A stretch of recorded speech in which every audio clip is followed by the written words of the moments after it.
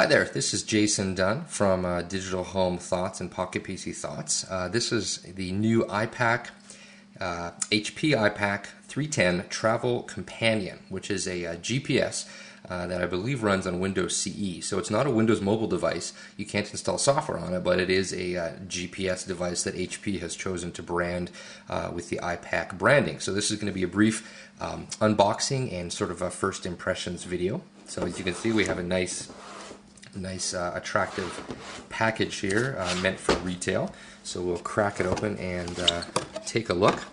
I thought was kind of interesting is on the inside here, it's actually a bit hard to see, but up at the top here there's actually a quick setup guide that's actually on the lid, which I thought was kind of cool. This panel right here shows you all of the basic features of the device.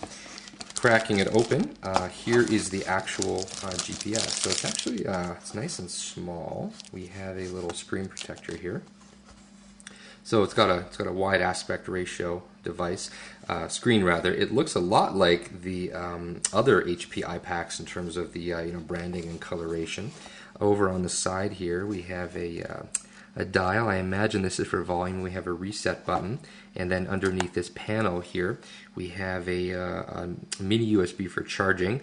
Again, this is something that HP has done with their whole new line of HP iPAQs, and great job HP using mini USB and standardizing on things is fantastic. Then we have this little gold port here is actually going to be for an external antenna, and this looks like a headphone jack, although I'm not 100% sure exactly what that is. Maybe I should check and see if it will tell me. No, it doesn't actually say that there. Up on the top we don't really have anything. Actually, I take that back. Is this? Ah, yes, it's a stylus. So there's actually a small stylus here on the upper left-hand corner. So it's obviously a touchscreen device like many modern GPS units are. Over on the other side here, we have an SD card slot, and this has a dummy SD card in. So this is obviously for expansion via new maps, and there might be some media playback. I'm actually not too sure. I don't normally review GPS units, so I'm a bit naive, I guess, about everything that a modern GPS can offer. In here, we have the battery. The battery is 1700 milliamps, so it's a decent sized battery. What we'll do is we'll just put the battery in here.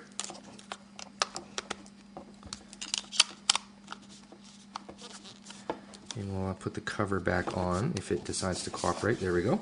So, press the power button, and there, the GPS is now booting up. I'll sort of leave this on camera so you can watch it boot, and then in behind I'll just take a look and see if there's anything else that's interesting inside the box.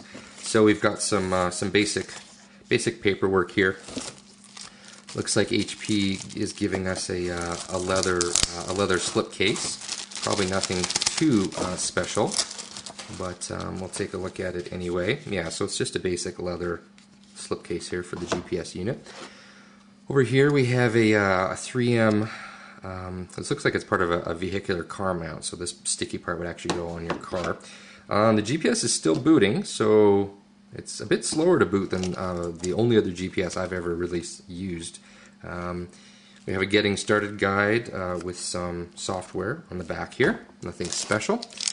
We have, so it looks like they're giving us a power supply that is probably a generic power supply. Of course, this is the actual window mount, so this actually would stick on your car, and the GPS unit would snap into the top here. This is a North American style plug, and yeah, so here is the adapter. So this is similar to the adapter for the iPAQ unit that I did the unboxing for recently, the iPAQ 100 series, in that they give you a generic plug and you can swap out the tips, and I think that's actually great for anyone that does any international traveling. This is the USB and mini USB cable. There is an auto cigarette lighter adapter that just simply gives you USB port. Again, great job HP, because what this means, of course, is that any device that uses USB to charge you can use this adapter with, so that's actually very, very cool. And then this is the actual mount that the HP GPS unit would snap into. And I think that's it. Okay, so there are actually no other international tips. So we have the North American tip because this is a North American GPS unit, but I would suspect that HP would probably sell the tips as accessories. And again, it's a lot nicer to be able to simply swap out a tip on the edge, on the end of a power adapter, rather than having to use a completely different power adapter. So HP did a good job there.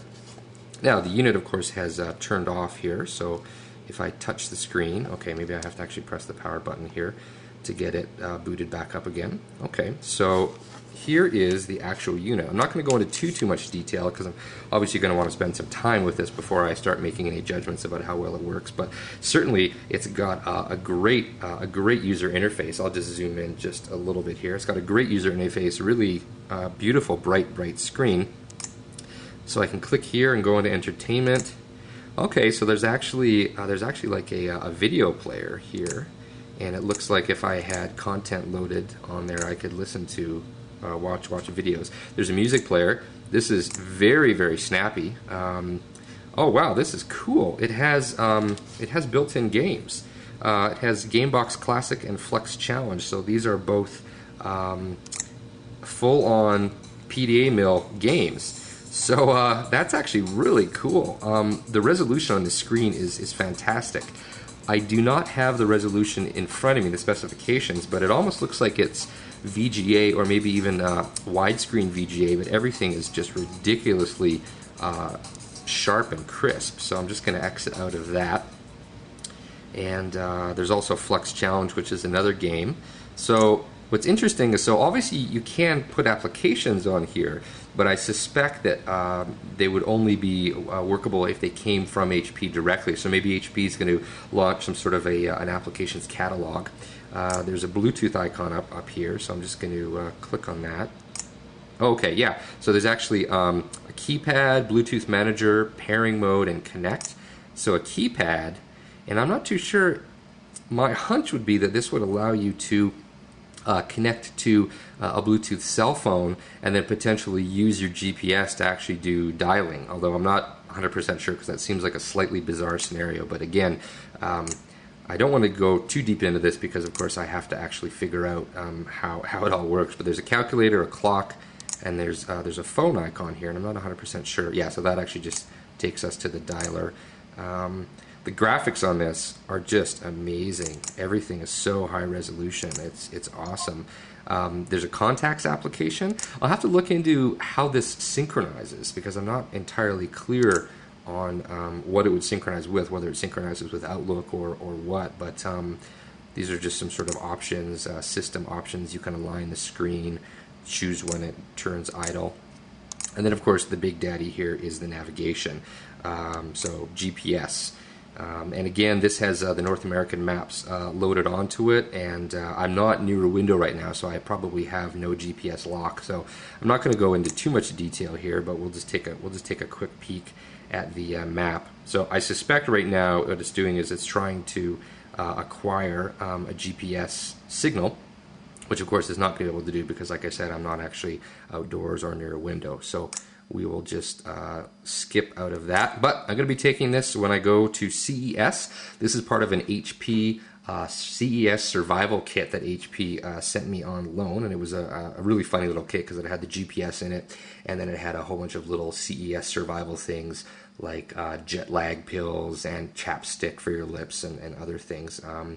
But yeah, so first impressions are that I'm quite impressed with the with this unit. It's got a fantastic screen, a really snappy response, and if the GPS portion in terms of the maps and the software is as sophisticated as what I'm looking at here, I would say that HP has a real winner on their hands with this GPS unit. So once again, this is Jason Dunn from Digital Home Thoughts and Pocket PC Thoughts. Thanks for watching, and once I get some more hands-on time with this, I will take a look at it in more detail. Thanks. Bye.